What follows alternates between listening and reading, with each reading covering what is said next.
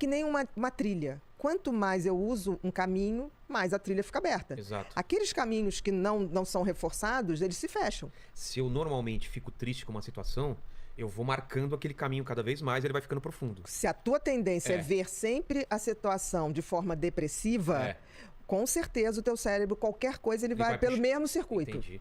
E com treinamento, ou com análise, ou com remédios, eu posso, depois de um tempo, não fazer mais esse caminho e tentar desviar essa tristeza para outro significado, ressignificar isso. Com tudo, depende. Por exemplo, primeiro você tem que ver que você tem uma carga genética que mais ou menos dá a base desse funcionamento. Ou seja, dos circuitos elétricos. Predisposto... Nós somos predispostos a ter um cérebro, por exemplo, que pensa mais negativamente, ou um cara que é mais otimista. Eu sou predisposto, por exemplo, a ser melancólico.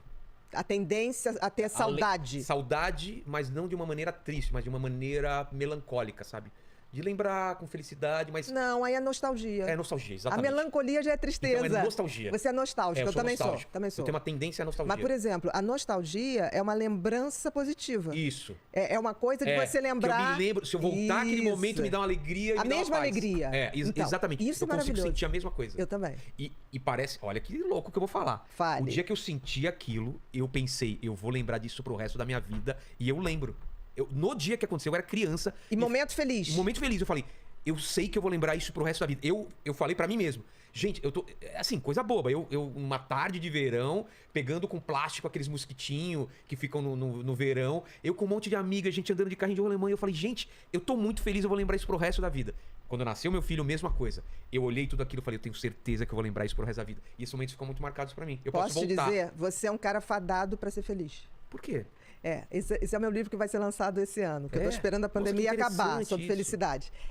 A gente tem que viver fazendo exatamente isso. Aquele momento que tá gostoso, que tá bom, você tem que parar, congelar e falar assim, vou lembrar disso com muito prazer. Por quê? Porque você dá um comando ao teu cérebro que é assim, guarda isso. Uma fotografia mental. Guarda isso. Nossa, eu fiz isso muito na minha vida. E sabe o que está acontecendo hoje? Com essa coisa de todo mundo estar filmando tudo, em vez de estar vivendo tudo. Você não está fazendo isso com o cérebro. Você não está fazendo isso com o cérebro. Hoje as pessoas vão viajar. Você tá tendo uma emoção, a descarga. Cara, que legal. Só que você tá tão preocupado. Pô, será que eu tô conseguindo filmar? Exatamente.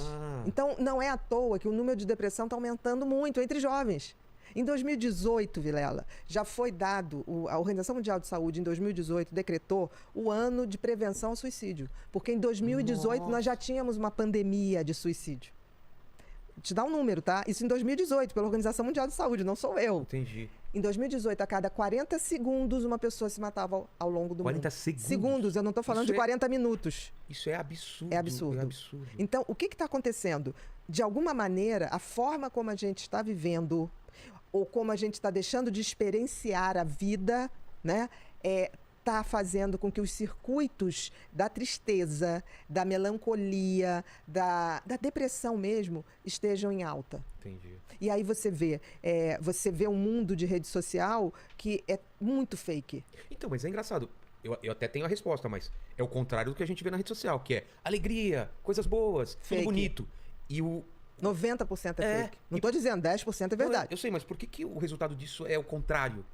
O resultado disso é o contrário, porque as pessoas não querem desenvolver novos circuitos, elas querem vender uma felicidade. A felicidade virou um produto. E a felicidade, ela não é algo que eu possa transferir para você. Não, né? A felicidade é que nem um orgasmo. Não dá para eu chegar para você e falar assim, Vilela, vai lá em casa, transa lá e me traz o orgasmo aqui que eu tô ocupada. É intransferível. É intransferível. É intransferível. As pessoas não entendem isso. Então criam padrões de felicidade que são falsos. Isso que você está fazendo, eu botei no meu livro e achei, será que as pessoas vão entender isso? Você tem que viver. Porque isso é treinar o seu cérebro para poder, num momento que você fale, tá tudo ruim, você falar assim, não, mas eu lembro daquele momento. Mas não esperar também grandes momentos para fazer isso. Porque às vezes a gente fica esperando, num casamento. Não. E às vezes não é às vezes é um momento com o seu filho que você tá brincando com ele. É você com a sua mulher assistindo um filme que tá legal pra caramba e vocês estão conversando. Mas é isso. É aquele momento de conforto existencial. Exatamente, que tá tudo direito. Você não queria estar em lugar nenhum com nenhuma outra pessoa. Quando você tiver essa sensação, é aqui que queria estar mesmo, nem que seja você. Já tive isso muito em viagem também. Exatamente. De estar olhando pra um lugar que você nunca foi.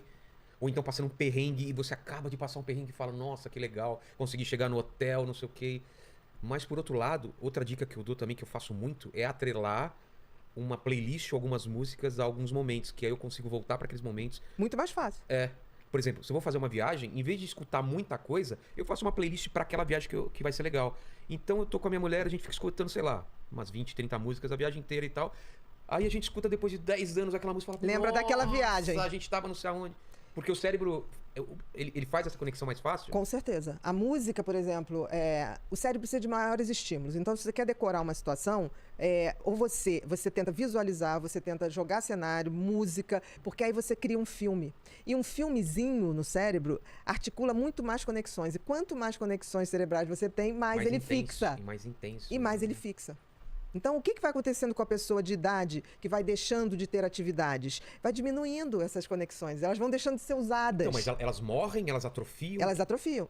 Lembra da trilha numa floresta. Tá. Se todo mundo passa por aqui, aquela trilha fica aberta. Se eu começo a entrar numa trilha aqui e as pessoas abandonam, o mato cobre.